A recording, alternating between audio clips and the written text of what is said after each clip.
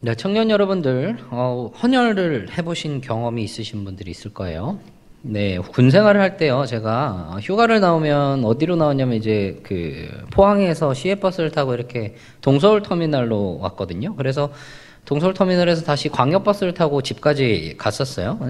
동서울 터미널에서 이제 광역버스를 타려면 동서울 터미널 어딘지 아시죠? 강변역인데 거길 가려면 이제 강변역을 지나서 가야 했거든요. 근데 이제 그 터미널 출구로 나오면 이런 팻말들을 막 들고 있습니다. A형 급구, B형 뭐 급구, 막 이런 것들을 이제 붙여 있는 것들, 팻말을 보여주고 있었어요.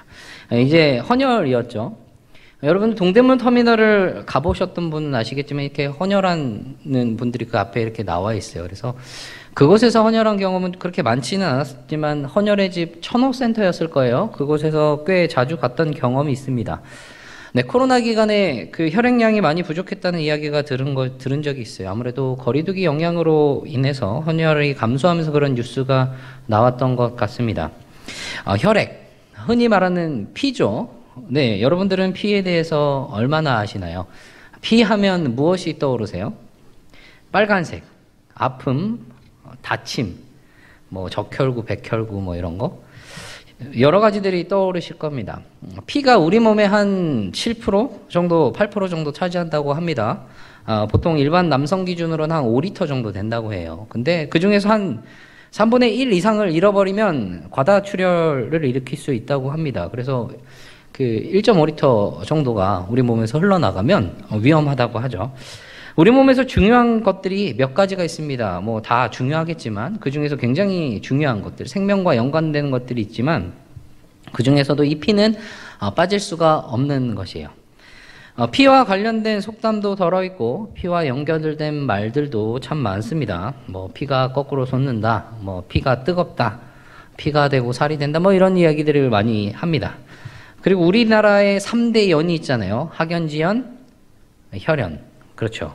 피는 물보다 진하다라는 그런 말과 연관이 있을 겁니다. 근데 그만큼 우리에게 있어서 이 피라는 것은 상당히 중요합니다. 그런 이야기를 하고자 하는 거예요. 왜 이렇게 시작부터 피를 찾고 있느냐면 오늘 본문 17장이 이 피와 굉장히 연관이 있기 때문입니다. 아니 사실은 이 레위기 1장에서부터 이 모든 순간 속에서 계속 피이긴 했어요. 어떻게 연관이 되었고 무엇을 이야기하는지 오늘 17장을 뭘 이야기를 하고 있는지 한번 나누어 보고자 합니다. 우리가 지난주에 나눴던 것이 속죄일이었습니다. 속죄일, 그러니까 그 이후에 17장부터는 이제 레위기 후반부로 들어섭니다. 후반부에서는 이제 이야기를 하는 것들이 있어요. 처음에 1장부터 10장까지 우리가 나눴던 게 제사였잖아요. 제사법에 대해서 나누었고 이 제사를 통해서 죄를 속죄함은 그것을 통해서 하나님께 나아가는, 하나님과 함께하는 그 법들을 가르쳐주고 있었습니다. 그리고 11장부터 16장까지는 정결법이었어요. 정결하게 하는, 하나님 앞에서 정결함을 유지함을 통해서 하나님께 대하여 온전함을 나타내는, 그리고 그것을 유지해 나가는, 그리고 하나님과 함께하는 법을 배워나갔습니다.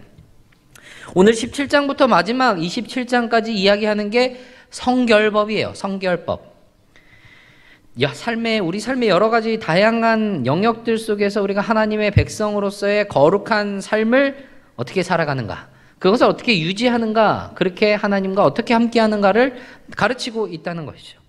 정리하자면 이제 제사와 정결을 통해서 거룩한 예배자의 모습이 무엇인지를 보여줬어요. 그리고 오늘부터 나누는 내용들은 예배자가, 하나님의 거룩한 예배자가 어떻게 일상의 삶 가운데 나아갈 것인지에 대한 이야기를 하고 있다는 겁니다. 이 성결법이 바로 그런 것이라는 거예요.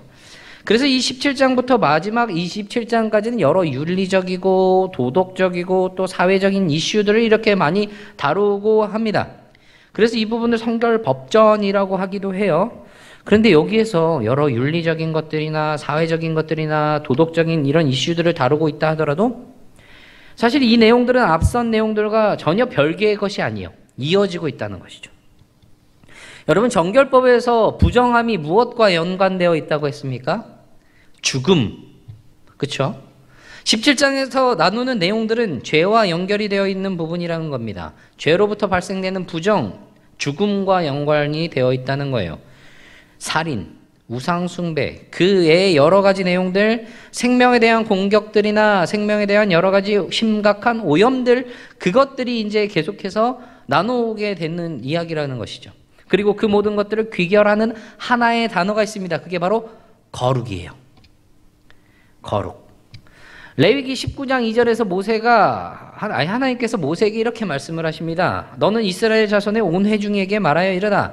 너희는 거룩하라. 이는 나 여호와 너희 하나님이 거룩함이니라. 그러면서 20장, 22장, 24장 계속해서 거룩하라. 거룩하라. 내가 거룩하니 너희도 거룩하라. 이렇게 계속 말씀하시는 모습을 보게 되는 겁니다. 일상에서의 거룩함, 일상생활 속에서 거룩함, 그것을 이야기를 하고 있다는 것이죠. 그 시작인 오늘 17장에서 처음에 언급된 것과 같이 피와 연관되어 있는 말씀을 하고 있어요. 같이 언급했던 것처럼 앞선 내용들도 계속 피와 연관이 했다고 했죠. 그 이전에 16장까지의 내용은 이 피가 제사와 연결이 되어 있습니다. 제의적인 그런 수단에서의 피를 처리하는 방식들을 이야기를 하고 있었던 것이죠. 그래서 거기에서 피를 처리하는 사람은 주로 제사장들이었어요. 제사장들이 그 피를 처리해서 어떻게 하나님께 드리고 그런 이야기들을 했던 것이죠. 17장에서 이야기하는 피의 처리의 과정은 무엇을 이야기를 하시냐면 주 대상이 일반 백성들입니다. 일반 백성들. 1절에서 보면 모세에게 말씀하시면서 2절에 아론과 그의 아들들, 제사장이죠. 그리고 이스라엘의 모든 자손들, 일반 백성들에게 하나님의 그 말씀을 선포하고 계시다는 것이죠. 여호와의 명령이 이러하다라고 하나님이 명령하시는 것을 보여주고 있는 것이에요. 일반 백성들이 혹여나 하나님께 대하여 잘못을 범할 수도 있는 그런 것들에 초점을 맞추면서 그들이 혹여나 그것을 잘못해서 범죄하게 되고 부정하게 되는 그런 일들을 혹시나 하게 될 것들을 방지하고 계신 모습을 보게 됩니다. 17장 내용을 이렇게 쭉 보면 크게 두 가지로 나뉩니다. 처음 부분은 재물의 처리에 대한 내용이고 그 다음 부분은 먹는 것에 관련한 내용이에요. 식용이죠. 처음에 금지하시는 것이 뭘 금지하냐 봤더니 회막 밖에서 그러니까 성막 밖에서 가축을 잡는 것을 금지하고 계십니다. 소나 어린 양이나 염소 같은 것들, 제사에 사용되는 것들이죠. 제사에 사용되는 주로 동물들을 이것들을 회막 밖에서 잡아서는 안 된다라고 말씀을 하고 있습니다. 이스라엘 백성들과 그 집안에 속한 사람들이 그들이 잡고자 하는 이 짐승들을 회막 문으로 끌고 와서 여호와의 성막 앞에서 예물로 드려야 했다는 것이에요. 그럼 그 예물이 무엇이었느냐? 화목제물입니다. 여러분, 화목제물이 무엇이죠? 하나님께 기름을 불살라드리고 제사장들은 자신들의 몫을 취하고 그리고 유일하게 일반 백성들에게 그 몫이 돌아가는 화목제물이었다는 것이죠. 봉헌자의 몫으로 돌아갔던 그 화목제물입니다. 광야에 머무는 동안은요, 이스라엘 백성들이 고기를 섭취할 수 있는 방법은 이런 방법이었습니다. 화목제물을 바치고 그 예물을 봉헌자의 몫으로 돌아온 것들을 서로 나누는 것. 그러니까 이스라엘 백성들이 고기가 섭취하고 싶을 경우에, 고기가 먹고 싶을 경우에는 그 가축을 가지고 회막 안으로 와서 화목제물을 드려야 했다는 거예요. 진영 안이든지 밖이든지 그곳에서 사적으로 회막 밖에서 도축을 해서는 안 된다는 겁니다. 화목제로 가져야 했다는 거예요. 이것을 어길 경우에 가혹한 형벌을 받게 됩니다. 뭐라고 하냐면 이것을 어긴 사람은 피 흘린 자로 여겨지고 피를 흘렸으므로 자기 백성 중에서 끊어지리라. 자기 백성 중에서 끊어지리라. 굉장히 무서운 말씀이죠. 하나님께서 이 범죄한 자에게, 이것을 범한 자에게 직접 형벌을 내리셔서 공동체에서 끊어낼 것이라고 이야기를 하고 계시다는 겁니다. 조금은 너무 무서운 말씀이에요. 어떻게 보면 조금은 가혹한 것이 아닌가 하는 생각도 드는 것이죠. 가축을 잡으려면 무조건 화목제로 가져가야 한다는 것이 조금은 가혹하지 않나 하는 생각도 듭니다. 그런데 그 이유가 있습니다. 그 이유가 7절에 있어요. 무엇이라고 말씀하시냐면 그들은 전에 음란하게 섬기던 숫염소에게 다시 제사하지 말 것이니라. 이는 그들이 대대로 지킬 영원한 규례니라.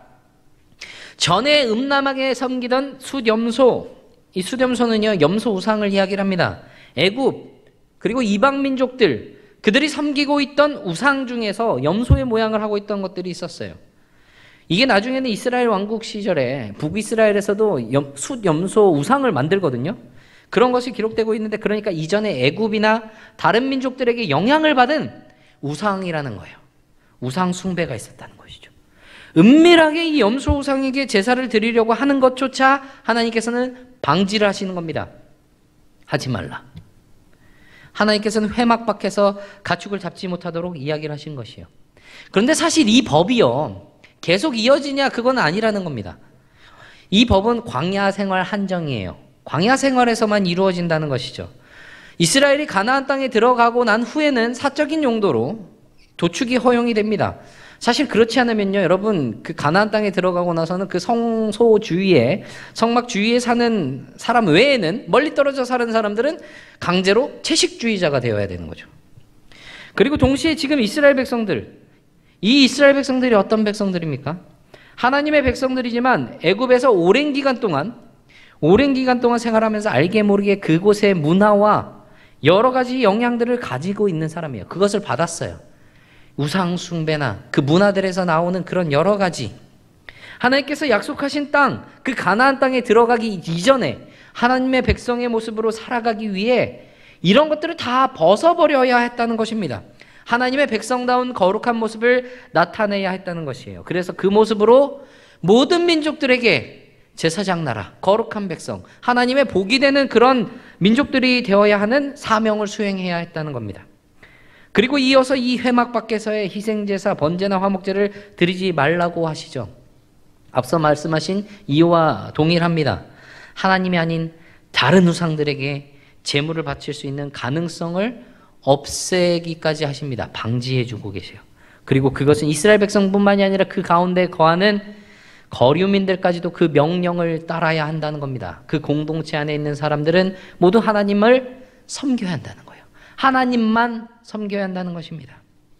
이스라엘 백성들은 오직 하나님만을 섬겨야 하고 하나님 외에 다른 우상들은 섬겨서는 안 된다는 것을 분명히 하고 계십니다. 이스라엘 백성뿐만이 아니라 그들 가운데 거하는 거류민들까지 말입니다. 하나님께서 십계명 제일 처음에 이야기하신 것이 무엇이죠? 너는 나 외에는 다른 신들을 내게 두지 말지니라.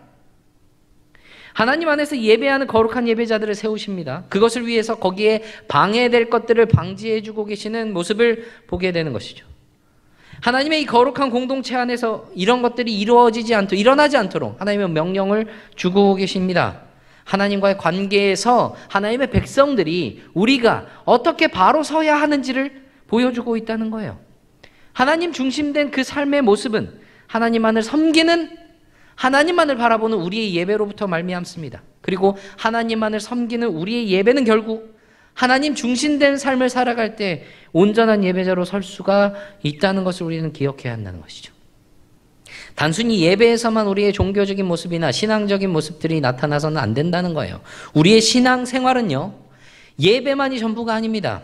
우리의 삶의 모습에서 그 예배자의 모습이 나타나는 것이 우리의 신앙 생활이라는 겁니다. 하나님 중심된 삶을 그렇게 보여줘야 한다는 것이죠. 이스라엘 백성들은 그것을 철저하게 배워야 했습니다. 그리고 그들이 지금 지내고 있는 그 광야보다 훨씬 더 세속적인, 유혹 많은 그 가나안 땅에 들어갈 때 거룩한 모습의 백성들의 모습을 온전히 나타낼 수 있어야 한다는 것이죠. 여기에서 앞에서 하나님께서 이 회막 밖에서 도축을 하지 말라고 하신 명령에 또 하나의 이유가 있습니다. 가축을 잡는 것에 대해서 굉장히 민감하게 말씀하신 이유가 다음 구절부터 이어지게 되는 것이죠. 오늘 우리가 읽은 본문입니다. 10절이에요. 이스라엘 집사람이나 그들 중에 거류하는 거류민들 중에 무슨 피든지 먹는 자가 있으면 내가 그 피를 먹는 사람에게는 내 얼굴을 대하여 그를 백성 중에서 끊으리니, 또 한 번 백성 중에서 끊어질 것이라고 말씀을 하십니다. 무엇을 하면 말이에요? 피를 먹으면. 10절에서 마지막 16절까지 계속 등장하는 단어가 피예요. 피를 먹지 말라. 피를 먹지 말라. 계속 반복이 됩니다. 그렇게 강력하게 금지하실 만큼 굉장히 중요한 사항이라는 거예요. 사실 이 규례는요, 이때 처음이 아니라 우리 이전에 한번 언급했지만 노아 때부터 이어지던 규례입니다. 노아에게 홍수 그 방주에서 나오고 난 이후에 노아와 그의 가족들에게 고기를 먹도록 허락을 하시죠. 그러나 피는 먹지 말라라는 조건을 주셨어요. 그럼 왜 피를 섭취하지 말라고 하셨을까요? 11절에 그 두 가지 이유가 담겨져 있습니다. 11절 함께 볼까요? 첫 번째는 육체의 생명은 피에 있기 때문입니다. 육체의 생명은 피에 있기 때문이에요. 그리고 두 번째는 제사에서 피가 하는 역할, 생명이 피에 있으므로 피가 죄를 속하기 때문입니다. 피가 죄를 속하기 때문이에요. 그래서 피를 제단에 뿌리고 그렇게 하라고 말씀하시는 것이죠. 피를 섭취하지 말라는 것 또한 이스라엘 백성뿐만이 아니라 그들 가운데 거류하는 거류민들에게도 동일하게 적용되는 부분입니다. 이번에는요, 하나님께서 이 이스라엘 백성들이 혹여나 피를 섭취할지도 모르는 그 상황들도 방지해 주세요. 사냥한 음식들 중에서 이스라엘 백성들이 먹을 수 있는 정한 짐승이 있습니다. 지난번에 이제 정결한 짐승, 부정한 짐승 나눴던 이야기가 있잖아요. 이들이 먹을 수 있는 정한 짐승이나 새가 있을 경우에는 그것을 잡았을 때 사냥으로 피를 땅에 쏟아내고 흙으로 그것을 덮으라고 하십니다. 피를 먹지 못하도록 하는 조치인 것이죠. 혹여나 죽어있는 동물을 발견했을 경우, 물론 자연사했거나 혹은 다른 동물들에 의해서 죽었겠죠? 그런 동물들을 발견했을 경우에는 이 피가 어떻게 처리됐는지 알 수가 없어요.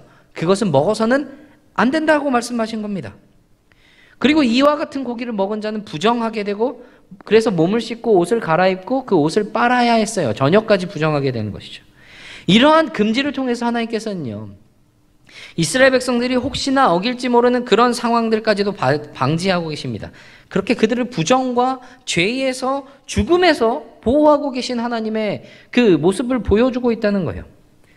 이렇게 하나님께서 이스라엘 백성들에게 세세한 상황들까지 알려주시면서 피를 먹는 것을 금지하시니 그 이유를 우리는 분명히 알아야 할 필요가 있다는 겁니다.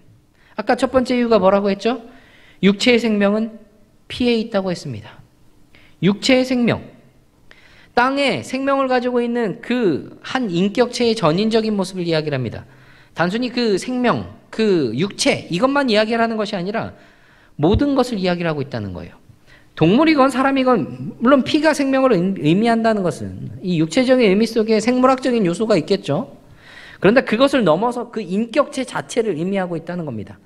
피라는 것은 그 인격체 자체를 의미하고 있다는 거예요. 왜냐하면 피는 생명의 원동력이고 그 생명을 가진 인격체임을 말하고 있다는 것이죠. 그러니까 피를 먹는 것은 어떤 행위냐?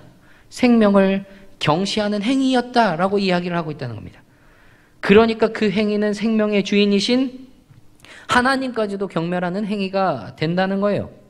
생명을 주관하시는 분은 하나님이시라는 사실을 분명하게 가르쳐주고 계시다는 사실을 기억해야 한다는 거예요. 그리고 그 생명을 주신 분께서 이 피를 주신 것은 먹으라고 주신 것이 아닙니다.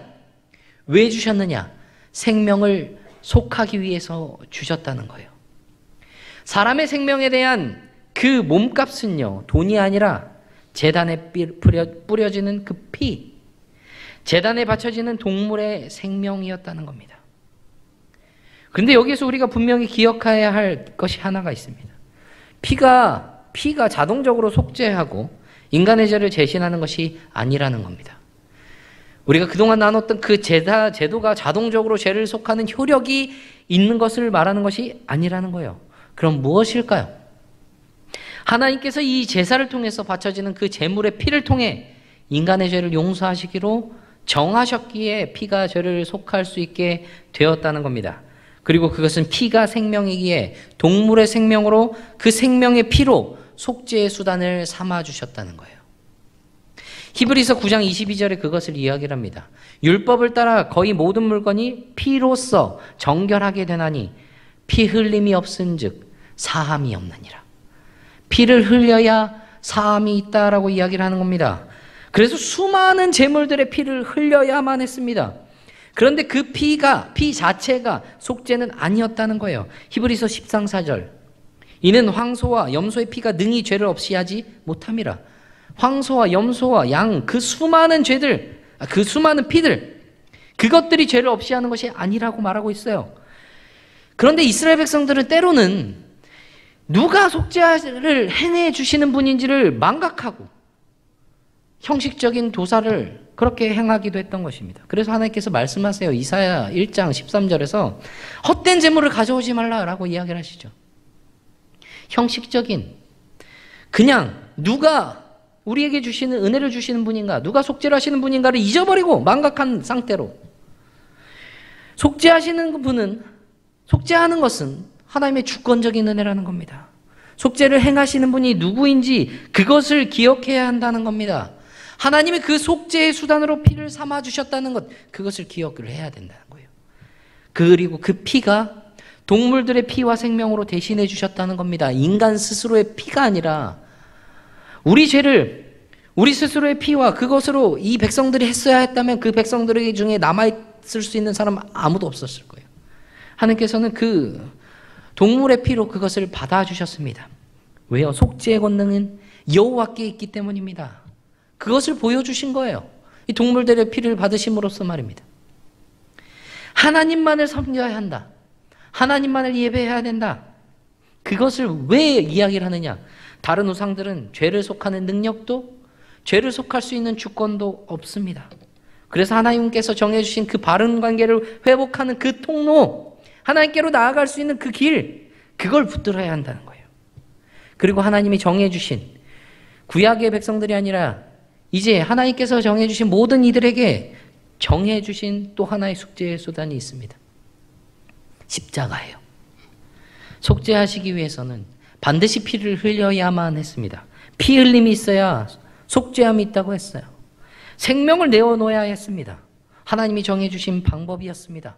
하나님의 그 속죄를 바라보고 정성껏 제물을 준비해서 제사를 드리더라도 황소와 염소, 양으로는 완전하게 할 수가 없었어요.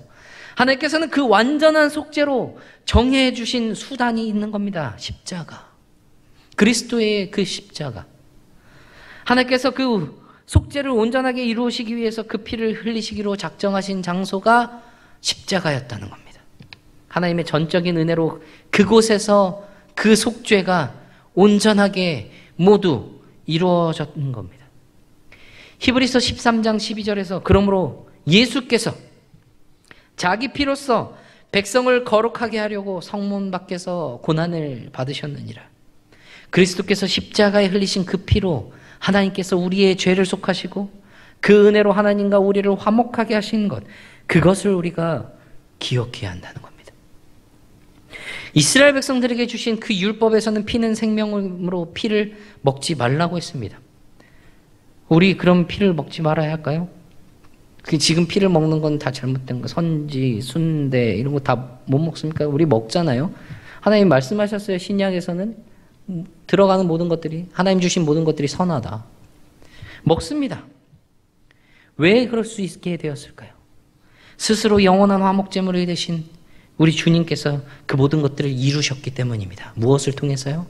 영원한 생명을 주는 피, 그리고 그 생명을, 그 영원한 생명을 누릴 수 있는 피를 이야기를 하셨습니다.